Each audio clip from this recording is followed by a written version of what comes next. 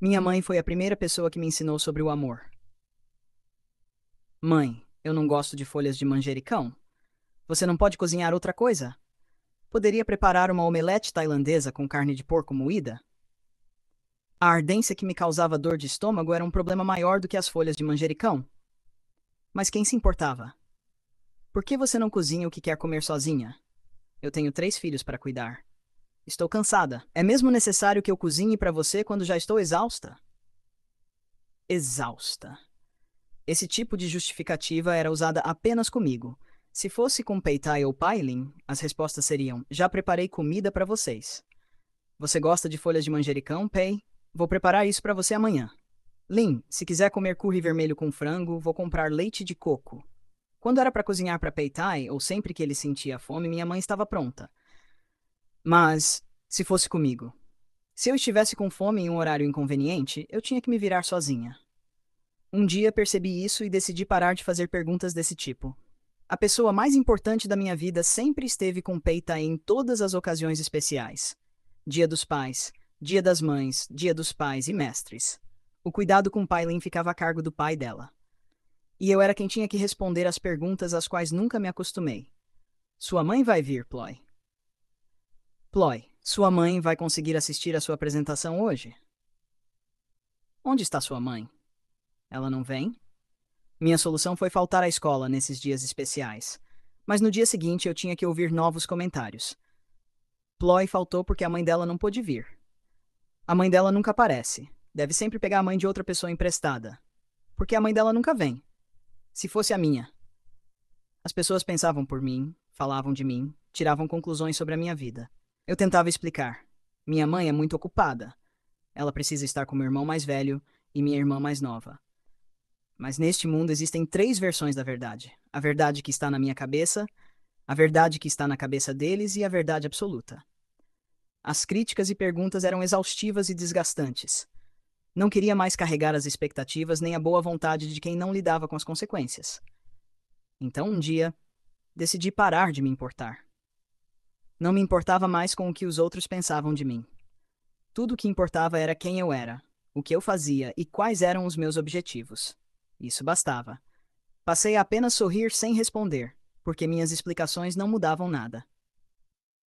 Quando eu estava no 6º ano, sentei-me debaixo de uma árvore na escola, exausta do acampamento das escoteiras. Observei as outras crianças, de uniforme verde e marrom, entrarem nos carros dos pais uma a uma, cada uma com uma mochila enorme. Tenho que ir, Ploy. Meu pai chegou. Minha amiga se levantou, sorriu e foi em direção a um carro velho. Cinza. Meu humor naquele dia era tão nublado quanto as nuvens no céu. Não era um grande problema pegar o ônibus sozinha para casa, mas eu ainda sentia a inveja das crianças cujos pais vinham buscá-las. Invejava o fato de terem alguém para abraçá-las quando estavam tristes, cansadas, desanimadas ou simplesmente precisando de um carinho. Eu tinha que cuidar de mim por toda a vida. Se eu caísse, precisava levantar sozinha. Se chorasse, devia enxugar minhas próprias lágrimas. Eu tinha que conseguir minha própria comida. Era responsável por mim mesma. Se tivesse um problema, não tinha ninguém em quem confiar, a não ser eu. Você é incrível, Ploy. Tão forte, capaz de lidar com qualquer coisa. Sou mesmo. Ouvi esse tipo de elogio a vida inteira. Todos acham que sou forte, uma sobrevivente. Mas quantas pessoas percebem que até os mais fortes também querem ser cuidados? Ploy é uma boa aluna. Ploy está sempre impecável, o cabelo cheira tão bem. Ploy cuida muito bem de si mesma. Minha única resposta para esses elogios era um sorriso que mal chegava aos olhos. Quem cuidaria de mim se eu mesma não cuidasse? Desde que me lembro, minha família foi composta por minha mãe e meu irmão mais velho, Peitai. Meu primeiro presente de aniversário foi um mangá que ele comprou na frente da escola. Ele me transmitiu o amor pela leitura ao me dar livros e mangás. Peitai também tinha o costume de me acompanhar até a sala no primeiro dia de aula, todos os anos, até eu terminar o ensino médio. Ele nunca foi o irmão mais carinhoso ou acolhedor, mas nunca me feriu de propósito. Quanto ao meu pai, durante toda a minha vida chamei o pai de Pailin de pai. Minha mãe, Paitai e eu éramos só nós 3 até o dia em que ela nos apresentou a um novo homem. Ela disse que ele seria nosso pai. Nossa família cresceu de 3 para 4 e depois para 5, quando minha mãe deu à luz Pailin, minha irmã mais nova. E o meu verdadeiro pai. Nunca o conheci, e minha mãe ficava furiosa sempre que eu perguntava sobre ele. Ela só o mencionava quando queria me repreender através dele, por exemplo. O que sua professora me contou é verdade? Você tem voltado tarde para casa porque gosta de sentar com um garoto à tarde? Seu pai pode gostar de dormir por aí, mas eu te criei para ser melhor do que isso. Ela só me fazia perguntas para me julgar, nunca para me ouvir. Se ela realmente prestasse atenção em mim, teria percebido que minha preferência sempre foi por algo mais delicado do que garotos. Quando era mais nova, eu não entendia por que minha mãe não sorria, não ria, nem brincava comigo do mesmo jeito que fazia com Peitai e Pailin. Não entendia por que minhas palavras não tinham valor. Não compreendia por que, quando eu chorava, recebia broncas em vez de consolo. Nem por que tinha que me defender sozinha do bullying. Eu não entendia por que não queria compartilhar nada com ela, ou porque meus irmãos sempre ficavam com as melhores coisas primeiro. Nunca entendi por que, em todas as brigas, minha mãe nunca ficava do meu lado. Ela só me dava atenção quando não tinha mais ninguém. Minha mãe odiava meu pai. E só entendi isso de verdade anos depois. O primeiro amor da minha mãe foi o pai de Peitai. Eles se separaram após o nascimento dele. Depois, ela se envolveu com o meu pai. Mas ele a abandonou quando ela estava grávida de mim. Ele teve inúmeros casos e nunca sustentou a família. Minha mãe deve ter ficado profundamente ferida. A única herança que ele me deixou foram os traços do seu rosto e o ódio que minha mãe sentia por ele. Um ódio que ela estendeu a mim. Fora de casa, muitas pessoas me admiravam, mas dentro de casa eu era negligenciada e me sentia sem valor. Minha mãe foi a razão pela qual eu não conheci o amor na infância. Eu não sabia o que era calor humano. Meu coração se partiu tantas vezes que precisei criar a minha própria vacina. Todo mundo tem direito a pensar e agir livremente. Não é culpa da minha mãe não me amar. Ela tem esse direito. E eu também tenho os meus. Como é difícil mudar os outros, decidi mudar a mim mesma.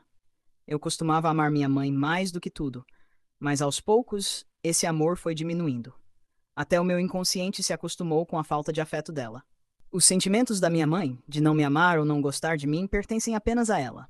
Não tem nada a ver comigo. Devo me preocupar com alguém que não se importa comigo? A resposta é não.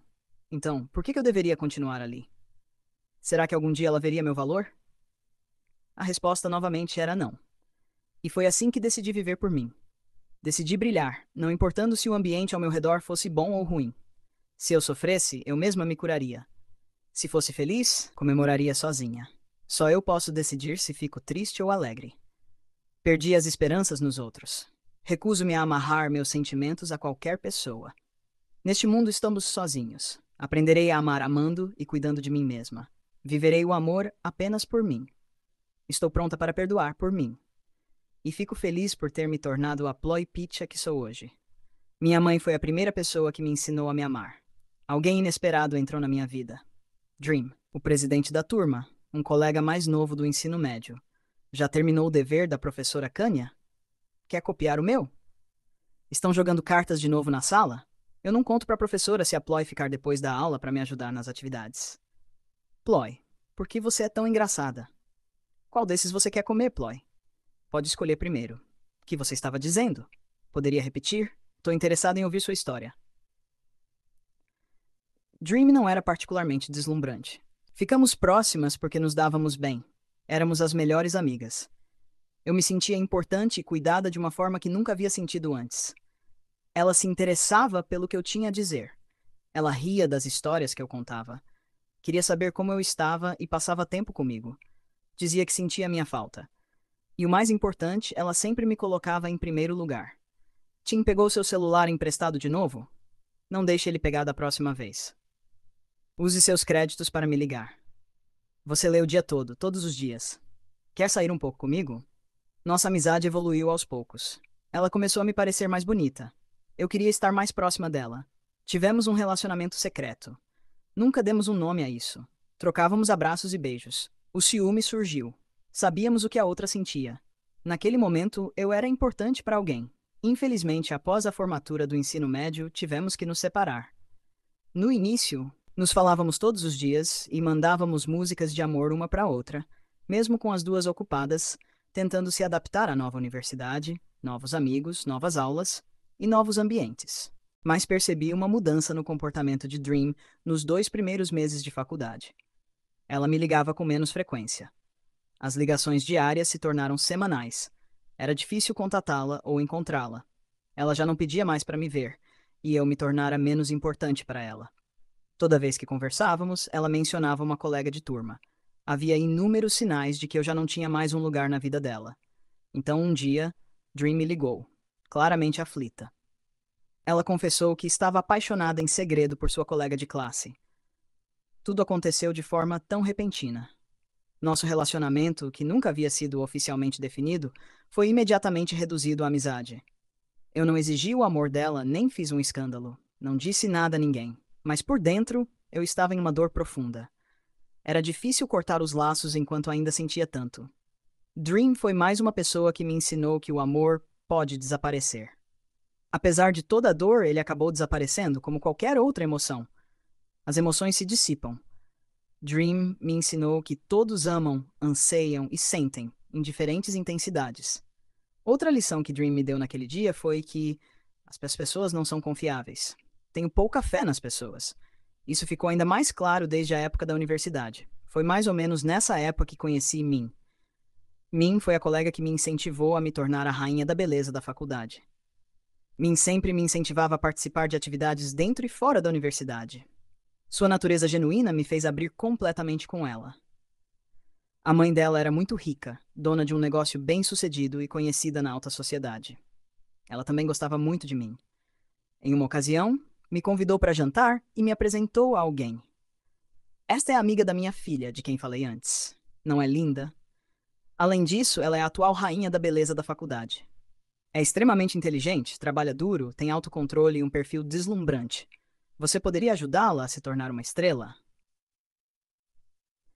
Minha entrada no mundo do entretenimento começou com essa recomendação da mãe de Min. Consegui trabalho e renda estáveis. As pessoas me respeitavam e atendiam minhas necessidades. Fiz conexões e atraí mais atenção ao meu redor. Desde então, muitas pessoas interessantes cruzaram meu caminho. Mas eu não buscava uma conexão emocional. Eu só me conectava fisicamente com quem aparecia em minha vida, acreditando que ninguém merecia meu amor. No entanto, minhas ações apenas aumentavam o desejo das pessoas de me possuir. Como resultado, elas frequentemente deixavam marcas em meu corpo. Eu costumava gostar disso. Quando era mais jovem, Dream deixava marcas de beijo no meu pescoço. Porém, quando aprendi a não permitir que ninguém me possuísse, isso se tornou algo que eu passei a odiar. Apesar das críticas da minha família, saí de casa assim que consegui me sustentar. Você nunca aparece desde que ficou famosa. Isso veio da minha mãe. É perigoso viver sozinha. Acho que seria melhor se você morasse em casa. Isso veio do meu pai. Gostaria que você ficasse mais tempo em casa. Tenho tantas histórias para te contar. Esse pedido foi de Pailin. Você deveria pelo menos deixar que eu te leve. No primeiro dia de aula, era tradição eu te deixar no seu quarto. E esse comentário veio de Peitai. Sempre me senti sozinha. Então viver sozinha não deveria ser um problema. Peitai se mudou para Nova York depois que saí de casa. Ele se casou com uma americana para conseguir a cidadania do Zila e se estabelecer permanentemente lá. A vida que eu levava era satisfatória. Todos seguimos nossos próprios caminhos. Porém, no caso de Pailin, sua irmã caiu da scooter que você comprou para ela. Bateu a cabeça no chão. Por que você não pensou na segurança dela antes de comprar essas coisas? Você não deveria dar tudo o que ela pede. Foi um acidente. O pai da minha irmã, aquele que me permitiu usar o sobrenome dele, tentou acalmar minha mãe. As 5 horas que passei esperando do lado de fora da sala de cirurgia naquele dia foram as piores da minha vida. Peitai voltou imediatamente à Tailândia assim que recebeu a notícia. Meus pais estavam estressados e devastados. O medo de perder a filha os consumia. Todos os dias, nós 4 íamos visitar Pailin na UTI. Ver Pailin em coma na cama destruía nossos corações. O rosto e a cabeça dela estavam tão inchados pela cirurgia que mal podíamos reconhecê-la. Rasparam o cabelo dela e envolveram a cabeça com curativos apertados. Sua boca e braços estavam cheios de tubos. O médico esperava que Pailin saísse do coma em 3 dias, mas isso não aconteceu. Por causa do edema cerebral, ela sofreu compressão do tronco encefálico. Vocês precisarão considerar outra cirurgia. Se optarem por não fazer, as chances de sobrevivência são baixas.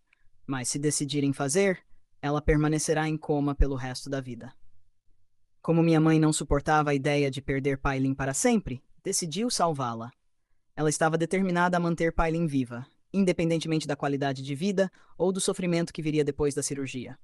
Minha mãe estava disposta a cuidar dela pelo resto da vida. Eu discordei da decisão, porque não acreditava que fosse para salvar a paciente, e sim para salvar os pais. Espere até que seu filho esteja nessa condição para entender o que eu sinto. Mãe, eu entendo que você está de luto, mas foi um acidente.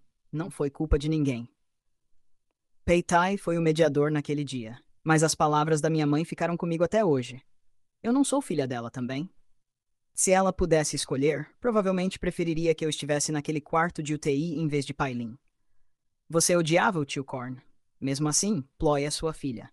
Ela não é só minha irmã mais nova, mas também a irmã mais velha de Pailin. Ela não tem nada a ver com o que o tio Korn fez. Nada. Pare de descontar nela. Você já olhou para o rosto da sua irmã, Peitai? Os olhos, as sobrancelhas, o nariz e os lábios são idênticos aos do pai dela. Quando olho para ela, vejo o pai dela. O que mais me magoava do que essas palavras era o fato de que Pailin nunca mais olhou para nós do mesmo jeito depois do acidente. Os olhos dela vagavam sem foco. Suas palavras alegres foram substituídas por silêncio e por danos cerebrais causados pelo edema.